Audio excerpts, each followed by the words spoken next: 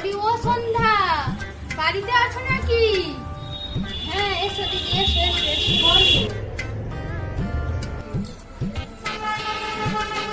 বলছি না বাড়ির খবর জবর কি?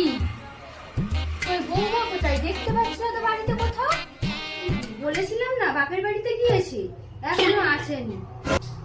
ও মা, সে কি, কবে গিয়েছে বলেছিলে, এখনো আসেনি? বাবা, না গো, জানিনি বাপু বাপের বাড়িতে কি আছে।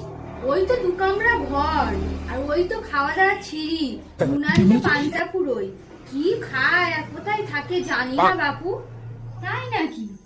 ওই বাড়ির ছিঁড়ি আর মেয়ের সাজের কি বাহার।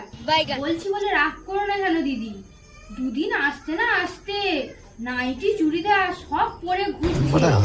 বাবা একটু নাগ লজ্জা বলতে কিচ্ছু নেই। জানি না বাবা এখনকার মেয়েদের কি যুগ এসেছে।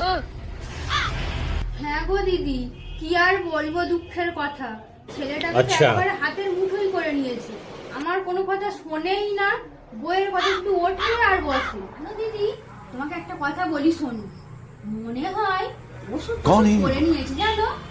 তা নাহলে পরিবর্তন কি করে হয়? হ্যাঁ গো ঠিক বলেছো, হতেই পারে, মাঝা জিনিস।